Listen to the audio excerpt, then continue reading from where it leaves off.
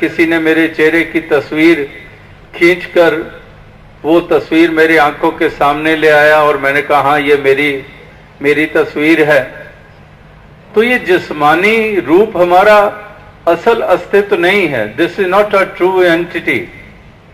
Our true entity is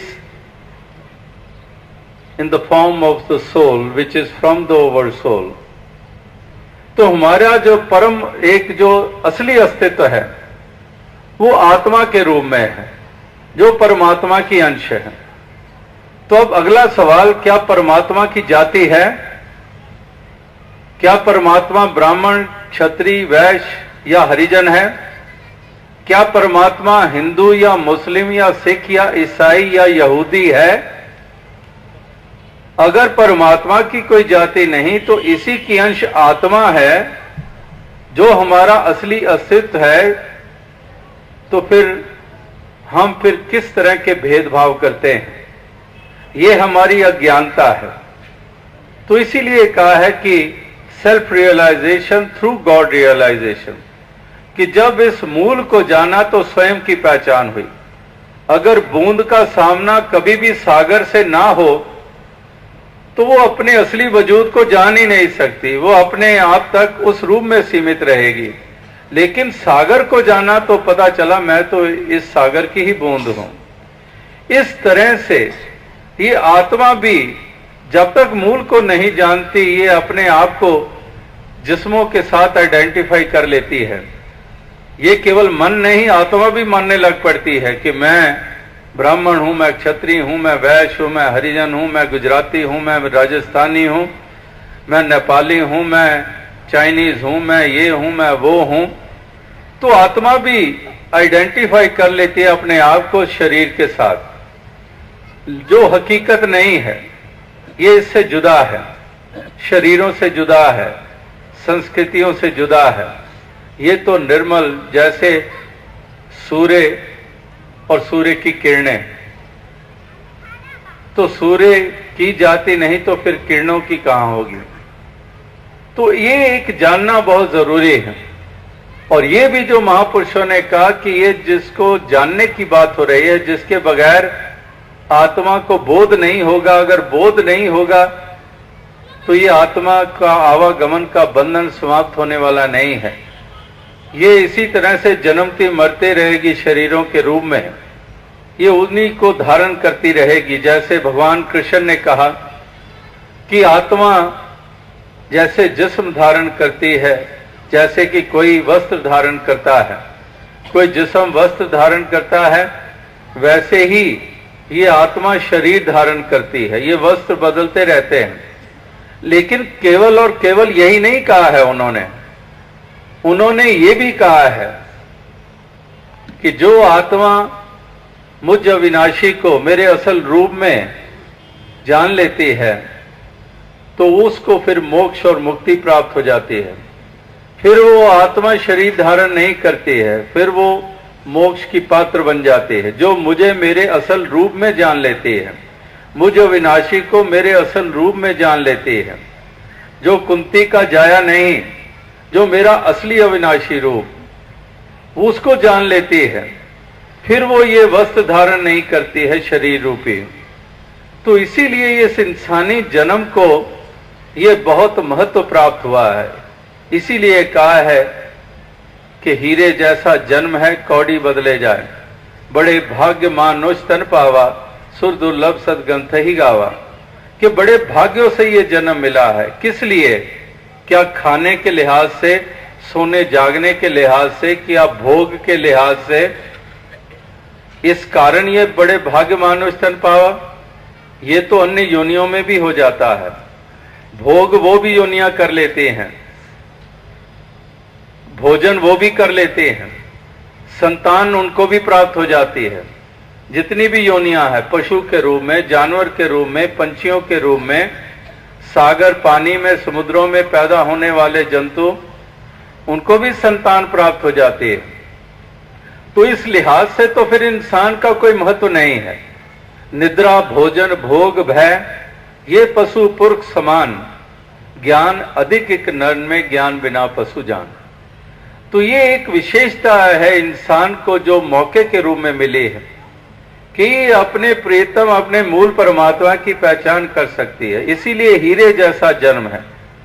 और अगर यही काम नहीं किया तो फिर कौड़ी बदले जाए, फिर अपने जन्म की जीवन की कीमत वो कौड़ी डालता है। तो ये नादानी मानी जाती है इंसान की कि जन्म तो हीरे जैसा मिला हो और उसका मोल ये कौड़ी डाले, तो ये नादानी मानी जाती है, समझदारी नहीं है। अगर किसी के हाथ में हीरा आए और वो उसको कंकर की तरह यूं ही पटक कर जमीन पर फेंक दे, मिट्टी में फेंक दे, उसकी परवाह ना करे, उसको कौन समझदार कहेगा? कहेगा ये तो मूर्ख है। हीरा इतना कीमती और ये देखो नाली में फेंक रहा है, ये देखो ऐसे ही फेंक रहा है, ये मूर्ख है, ये नादान है, ये बावरा है। समझदारी नहीं कही जाती। इसी तरह से अगर इंसानी जीवन मिला हीरे जैसा तुल्य, तो फिर इंसान तो इसकी कदर भी कर ले। और वो कदर होगी तब जब इसी जन्म में आकर तो आत्मा का नाता परमात्मा से जोड़ लेगा। इसीलिए जीवन मुक्ति की बात कही है। इसीलिए कहा है कि अब तो जाए चढ़े सिंहासन, मिले हैं सारंग पानी, राम कबीरा एक भये हैं कोई ना सके पहचाने। कबीर जी ने ये कोई शरीर छोड़ने के बाद आवाज नहीं दी, शरीर में रहकर कह रहे हैं कि अब तो जाए चढ़े सिंहासन, मुझे अब वो सिंहासन प्राप्त हो गया है जो बड़े राजा महाराजाओं को नहीं प्राप्त होता है। मुझे वो सिंहासन प्राप्त हो गया है। अब तो जाए चढ़े सिंहासन, मिले हैं सारंग पानी, राम कबीरा एक भये हैं कोई ना सके पहचाने। कि अब राम और कबीर में भेद नहीं रहा है, ऐसा सिंहासन प्राप्त हो गया है। और ये शरीर रूपी बर्तन टूट जाने के बाद की अब बात नहीं कर रहे हैं। वो इस बर्तन के होते हुए कह रहे हैं कि मैंने पा लिया है। अभी भी आप भजन गा रहे थे कि हमने पाया है कुछ पाया है। मीराबाई ने भी कहा है कि पायोरी राम रतन धन पायो, वस्तु अमोलक दीनी मेरे सतगुर कर कृपा अपनायो। मीरा को भी प्राप्त हुआ।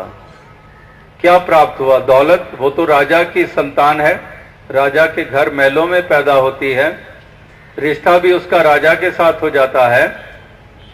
तो इसका मतलब वो दुनियावी पदार्थों की प्राप्ति नहीं, जो प्राप्त हुआ है वही उसको नचा रही है, वो नाच रही है, वो गली गली आवाज दे रही है कि पायो री राम रतन धन पायो, वस्तु अमोलक दीनी मेरे सतगुरु कर कृपा बनायो। कि वस्तु अमोलक जिसका मोल नहीं डाला जा सकता है, दुनिया की तमाम दौलतों को एक तरफ रख दें, इसका मोल डाल दें, नहीं, ये तो एक श्वास का भी नहीं मोल डाल सकते। इतने दुनिया की तमाम दौलतें एक तरफ और दूसरी तरफ एक श्वास हमारा, केवल एक श्वास। कोई इतनी दौलतों से एक श्वास भी नहीं खरीद सकता है। गया सो गया। तो एक श्वास की कीमत तमाम दौलतें नहीं डाल सकती, तो ये प्रभु की कीमत क्या डालेंगे, इस हरि की कीमत क्या डालेंगे। इसीलिए कहा है कि वस्तु अमोलक, ये अमूल्य वस्तु मुझे सतगुरु ने दी है, जो रविदास जी के रूप में मीराबाई को प्राप्त होते हैं और वो उसके ज्ञान चक्षु दे देते हैं, जो स्वयं श्याम ने, भगवान कृष्ण ने अर्जुन को कुरुक्षेत्र के मैदान में वो ज्ञान चक्षु दिए थे। वही मीरा जो अनन्य भक्त है श्याम की, जो श्याम की मूर्ति तो बचपन से अपनी गोदी में उठाए रखती थी, सिरहाने रखकर सोती थी, अपने पास सर के पास रखकर सोती थी। इतना स्नेह, इतना प्रेम श्याम के प्रति।